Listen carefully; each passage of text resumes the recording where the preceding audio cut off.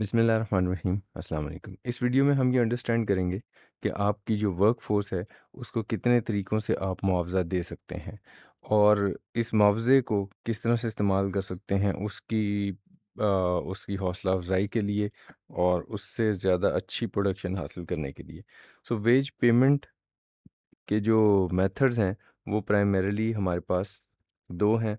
First one is the time rate method, यानी कि उसने जितना वक्त आपकी ऑर्गेनाइजेशन में सर्व किया है, आप उस बेसिस पे उसकी जो है वो वेजेस या दिहाड़ी जो है उसका तयन कर लें।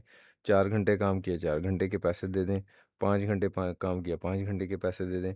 और जैसे यूजुअली 24 आवर्स में 3 शिफ्टें होती हैं, तो इसका मतलब 8 आवर्स की एक शिफ्ट होती है।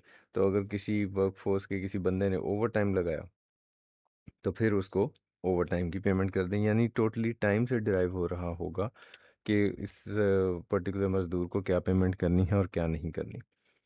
दूसरा ये है कि दूसरा मेथड ये है कि आप टाइम को तो छोड़ दें, बल्कि ये देखें कि इसने प्रोडक्शन कितनी दी है। सो जितने भी यूनिट्स प्रोड्यूस किए इसको मल्टीप्लाई कर दें पर यूनिट रेट से और आप उसको जो है उसकी दिहाड़ी अदा कर दें। सो 4 यूनिट बनाए तो 4 यूनिट के पैसे, 10 यूनिट बनाए तो 10 यूनिट के पैसे, and so on and so fourth. अच्छा, अब इसकी काम में बेहतरी लाने के लिए आप कुछ बोनस या इंसेंटिव सिस्टम्स इंट्रोड्यूस कर सकते हैं और आप उसको बताएंगे अपनी वर्कफोर्स को कि जनाब आपकी जो परफॉर्मेंस होगी वो हम कुछ टारगेट्स के अगेंस्ट उसको मैच किया करेंगे और आपकी जो आउटपुट है, इससे इससे फ़ायदा क्या होता है? इससे दोनों को फ़ायदा होता है। एक तो ज़ाहिर सी बात है, मज़दूर की वर्कफोर्स की आमदनी जो है वो बढ़ती है और आपकी कॉस्ट तो ऑलमोस्ट ऑल्दो बढ़ जाती है, लेकिन उससे होता ये है कि आपकी प्रोडक्ट भी तो ज़्यादा बन रही है या अच्छी क्वालिटी की बन रही है। तो इससे होता ये है कि आपने बेसिकली जो ऑब्जेक्टिव अचीव करना होता है वो ये करना होता है कि unit cost of output reduce हो जाए। किस तरह से कि आपकी जो नंबर ऑफ़ यूनिट्स हैं, अगर वो एक पर्टिकुलर गिवन टाइम के अंदर वो बना रहा था, तो अब आप उसको इंसेंटिव देंगे, तो उससे कॉस्ट तो बढ़ेगी, लेकिन अब वो क्या होगा कि उसी गिवन टाइम के अंदर वो ज़्यादा यूनिट्स प्रोड्यूस कर रहा होगा। तो जितनी कॉस्ट इंक्रीज़ हो रही होगी, उससे ज़्यादा आपकी प्रोडक्शन बेहतर हो रही होगी और आपकी पर यूनिट कॉस्ट जो है वो नीचे आ रही होगी। सो इसका एक्चुअली ऑब्जेक्टिव ये होता है, जो बोनस स्कीम्स आप इंट्रोड्यूस करते हैं उससे। सो बोनस स्कीम्स फ़ायदेमंद भी तभी हैं दोनों के लिए कि जब वो कुछ इस तरह का कॉम्बिनेशन बन रहा हो कि अगर आप बोनस दे रहे हैं तो लेबर कॉस्ट में इजाफा तो हो रहा होगा आपकी ऑर्गेनाइजेशन की, लेकिन पर यूनिट लेबर कॉस्ट में कमी हो रही होगी। तो उससे क्या होगा कि पर यूनिट प्रॉफिटेबिलिटी भी बढ़ जाएगी। अब कितनी किस्म के बोनस इंसेंटिव सिस्टम्स हैं यहाँ पे, हमने 5 लिस्ट डाउन किए हुए हैं। सो हम एक एक करके ज़रा देखते हैं कि इस किस बोनस सिस्टम में या इंसेंटिव सिस्टम में क्या किया जाता है। First one is high day rate system. High day rate system का मतलब ये है कि आप अपने एम्प्लॉय को एक बेंचमार्क या एक स्टैंडर्ड बता देंगे और employees required to produce a given amount of product at a given quality. एक गिवन क्वालिटी की गिवन अमाउंट ऑफ प्रोडक्ट आपको जी के 10 यूनिट्स होने चाहिए और इस क्वालिटी के होने चाहिए। अगर आप ये बना लोगे तो आपका जो पर डे का जो रेट है वो रेट ही हम इन्हेंस कर देंगे। High rate per hour is applied if target is achieved. यानी अगर वो उसने 8 घंटे काम करना होता है, अगर वो लेट्स से हमने उसे कहा कि अगर तुम 10 यूनिट बना लोगे ना इन 8 आवर्स में, तो पर आवर रेट ही तुम्हारा हम बेहतर कर देंगे, यानी 100 से इसको बढ़ाकर 150 कर देंगे। तो इसका मतलब है कि 8 के 8 घंटे की जो पेमेंट है उसको अब 150 के हिसाब से हो जाएगी, अगर वो स्टैंडर्ड को मीट कर जाता है तो। अच्छा जी, इसके कुछ फ़ायदे हैं और कुछ नुकसान हैं। फ़ायदा ये है कि easier to calculate and understand, आसानी से आपको भी समझ आ गया कि हाँ जी क्या बात हो रही है। It assures the employ a consistently high wage, और एम्प्लॉय को बेसिकली इसमें एक बहुत मज़ेदार चीज़ ये आती है कि पूरे के पूरे दिन की जो मेरी मेहनत है उसके ऊपर जो आवरली रेट लगेगा वो ज़्यादा लगेगा। एम्प्लॉय कैन नॉट डिसएडवांटेजेस क्या-क्या हैं? Employ can not go beyond fixed hourly rate for extra effort they put in. हाँ, इसमें ये एक डिसएडवांटेज हो सकता है कि अगर वो लेट्स से उसने 10 यूनिट बनाने थे, 10 यूनिट पे वो बेंचमार्क जो उसने अचीव कर लिया, तो उसका पर डे रेट जो है वो इन्हेंस हो गया। अब आवर्स तो 8 ही हैं। उसने एक दफ़ा वो बेंचमार्क अचीव कर लिया तो 100 रुपीज़ पर आवर से उसका रेट जो है वो इंक्रीज़ होके क्या कर दिया आपने 150 रुपीज़ पर आवर। अब 8 घंटे ही उसने काम करना है, उसके बाद अगली शिफ्ट चेंज चेंज हो जानी है। तो अब इसका मतलब ये है कि वो 10 यूनिट्स की ही प्रोडक्ट जो बेंचमार्क के स्टैंडर्ड है वहीं तक प्रोडक्शन के लिए एफर्ट करेगा, वो इससे ज़्यादा नहीं करेगा। यानी वो ये नहीं चाहेगा कि मैं 12, 13, 14 या 15 यूनिट्स बना लूँ, क्योंकि आवरली रेट उसको पेमेंट होनी है, 8 घंटे की उसकी शिफ्ट है। एक दफ़ा वो जब इस रेट को अचीव कर लेगा, आवरली रेट इन्हांस्ड रेट्स को जब अचीव कर लेगा, तो फिर उसको मज़ीद प्रोडक्शन करने में कोई इंसेंटिव नज़र नहीं आ रहा होगा। The high wages might become accepted wage level for normal working. तो अब आपका जो हाई ये भी हो सकता है कि एक एक्सपेक्टेशन डेवलप हो जाए कि जनाब हमें तो अब यही 150 का रेट मिलना चाहिए। उससे फिर जब एम्प्लॉयज़ के अंदर एक ये एक्सपेक्टेशन डेवलप हो जाए तो फिर वो थोड़ा सा डीमोरलाइज होना शुरू हो जाते हैं, और उनको जब आप 100 रुपीज़ पर आवर का रेट देंगे तो फिर वो डीमोटिवेटेड फील करेंगे। सो ये एक डिसएडवांटेज इसका हो सकता है। जो सेकंड मेथड है that is individual bonus scheme. Individual bonus scheme में हम क्या करते हैं कि हम हर एम्प्लॉय की एफिशिएंसी को अलग मेजर करते हैं। Bonus is given to individual employ for target achieved, and more efficient employ get more amount of bonus and vice versa. तो एक सिंपल बात है कि आप जो अच्छा परफॉर्म कर रहे हैं उसको इंसेंटिवाइज कर दें, और जो अच्छा परफॉर्म नहीं कर रहा उसको छोड़ दें, उसको इंसेंटिव ना दें। Third one is group bonus scheme. ये बिल्कुल ही यानी उसका उलट है इंडिविजुअल बोनस स्कीम के, कि आप एक ग्रुप को कोई टास्क दें और उस ग्रुप की परफॉर्मेंस को फिर मैयर करें।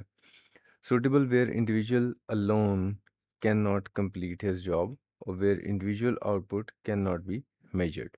तो फिर आप ग्रुप की परफॉर्मेंस को मेजर करते हैं, और अगर ग्रुप ने कोई टास्क अचीव कर लिया तो उस पूरे ग्रुप को ही आप इंसेंटिव दे देते हैं। Usually the bonus earn by group is divided among the group members, और फिर वो जो बोनस ग्रुप ने अर्न किया होता है वो मेंबर्स में डिस्ट्रीब्यूट कर दिया जाता है। लेकिन वो डिस्ट्रीब्यूट किस हिसाब से होता है? क्या सबको बराबर बराबर? नहीं, ऐसा नहीं है। बल्कि ये देखा जाता है किसकी तनख्वाह कितनी है, और तनख्वाह के proportionately in accordance with their respective base rates. So उनकी जो तनख्वाहें हैं उसके मुताबिक उनकी उस प्रोपोर्शन में सबके दरमियान डिस्ट्रीब्यूट हो जाता है वो बोनस। इसके कुछ फ़ायदे हैं, नुकसानात हैं। फ़ायदा क्या है जी? It reduced clerical effort for bonus calculation. तो क्लरिकल एफर्ट बहुत कम करनी पड़ती है, क्योंकि बस ग्रुप की परफॉर्मेंस देखनी है, 50 बंदों की परफॉर्मेंस इंडिविजुअली आपको नहीं देखनी। इजी टू एडमिनिस्टर, ज़ाहिर कैलकुलेट करना आसान है, उसको एडमिनिस्ट्रेशन इसकी इजी है। इम्प्रूव्स टीम कोहेशन, इससे टीम के दरमियान आपस में कोऑर्डिनेशन बढ़ता है, क्योंकि सबको अगर बोनस मिलता है तो सबको फ़ायदा नज़र आ रहा है। नुकसान इसके क्या क्या हैं जी? सबसे पहला नुकसान ये है कि employees might demand minimum targets for accepting the scheme. तो अब चूंकि ये एक ग्रुप ने काम करना है तो वो इकट्ठे होकर कह सकते हैं कि जनाब ये जो आप टारगेट दे रहे हो इसको रिड्यूस करो। यानी जैसे यूनियन इकट्ठी हो जाती है और वो इकट्ठे होकर कोई अपना मुतालबा पेश कर देते हैं। दूसरा ये कि जब आप एक ग्रुप को ही बोनस देंगे या एक ग्रुप को बोनस नहीं मिलेगा तो इसका मतलब ये है कि जो अच्छा घोड़ा गधा बराबर हो गया। Best and worst performance might fall victim two teams politics, और उस इस टीम की पॉलिटिक्स की वजह से आपके अम, जो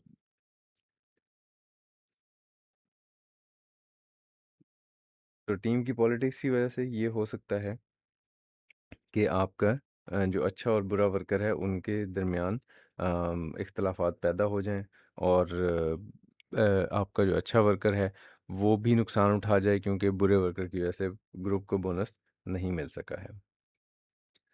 सो ग्रुप बोनस स्कीम के बाद जो हमारे पास अगला इंसेंटिव प्लान है that is profit sharing scheme. Profit sharing scheme में आप अपने एम्प्लॉय को ये कहते हो, अपने वर्कर को ये कहते हो कि अगर हम कोई प्रॉफिट अर्न करेंगे तो उसमें आपको सर्टेन परसेंटेज दे देंगे। Certain proportion of organization profit is offered to the employ, and condition of qualifying service में बी एडिड। क्वालिफाइंग सर्विस से मुराद ये कि आप उसे कहेंगे कम अज़ कम आपने अगर मेरे पास 3 साल काम किया हो तो फिर जो कंपनी की प्रॉफिटेबिलिटी है उसमें आपको इतना, हम एक शेयर आपको भी दिया करेंगे जब कंपनी प्रॉफिट अर्न करेगी। सो ये जो 3 साल की आपने शर्त लगाई कि कम अज़ कम 3 साल आपने मेरे पास काम किया हो, this is called qualifying service, कि आप कब क्वालिफाई करते हैं उस बेनिफिट को हासिल करने के लिए। The second area is advantages and disadvantages. इसके फ़ायदे और नुकसानात क्या-क्या हैं? सो फ़ायदा तो ये है कि organization will pay only what it can afford to pay. ज़ाहिर है प्रॉफ़िट होगा तो तभी आप पे करोगे, अगर प्रॉफ़िट नहीं होगा तो नहीं पे करोगे। Can be offered to indirect labour and other administrative staff. तो ये ज़रूरी नहीं है कि डायरेक्ट लेबर से ही तक ही लिमिटेड हो, ये बाकी दूसरे एम्प्लॉयज़ को भी ऑफ़र किया जा सकता है। नुकसानात क्या हैं प्रॉफिट शेयरिंग स्कीम के? Employee may be putting in best of their efforts yet the organization might still incur loss.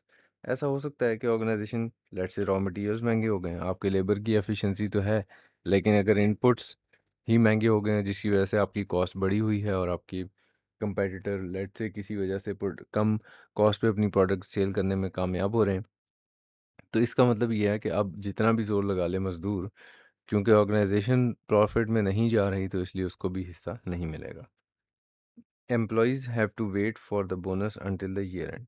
और एम्प्लॉयज़ को चूँकि ज़ाहिर प्रॉफिट की कैलकुलेशन फाइनलाइज होती ही साल ख़त्म होने पे है, तो आपको पूरा साल वेट करना पड़ेगा। प्रॉफिट की कैलकुलेशन होगी तो फिर आपको उसमें से हिस्सा मिलेगा, तो पूरे साल इंतज़ार करना पड़ता है। सो प्रॉफिट शेयरिंग स्कीम हो गया जी। And the last one is share incentive scheme. Share incentive scheme एक तरह से ये है कि आप अपने एम्प्लॉय को कहते हो कि आप कंपनी का शेयर ही एक्वायर कर लो, यानी एम्प्लॉय शेयर ऑप्शन स्कीम जैसे होती है कि आप अपनी कंपनी का शेयर एम्प्लॉय को दे देते हैं एट अ रिड्यूस प्राइस। और इसका मतलब ये है कि जब कंपनी का वो शेयर होल्डर बन गया तो फिर वो ऑनरशिप में शामिल हो गया, और ऑनरशिप में शामिल हो गया तो इसका मतलब ये कि आप वो डिविडेंड वगैरह रिसीव करने का मजाज है, और डिविडेंड डेफिनेटली प्रॉफिट के बाद मिलता है। तो इससे भी दोनों को फ़ायदा है, वही फ़ायदे हैं जो प्रॉफिट शेयरिंग स्कीम के हैं। तो ये हमारे पास डिफरेंट इंसेंटिव स्कीम्स हैं जी, या बोनस स्कीम्स हैं जो आप अपने एम्प्लॉयज़ को ऑफ़र कर सकते हैं, वर्कफोर्स को ऑफ़र कर सकते हैं अपनी प्रोडक्टिविटी और एफिशिएंसी को इन्हांस करने के लिए। सो इस पे अगर आपको कोई सवाल होगा तो हम उसको आंसर करेंगे। Thank you very much, take care.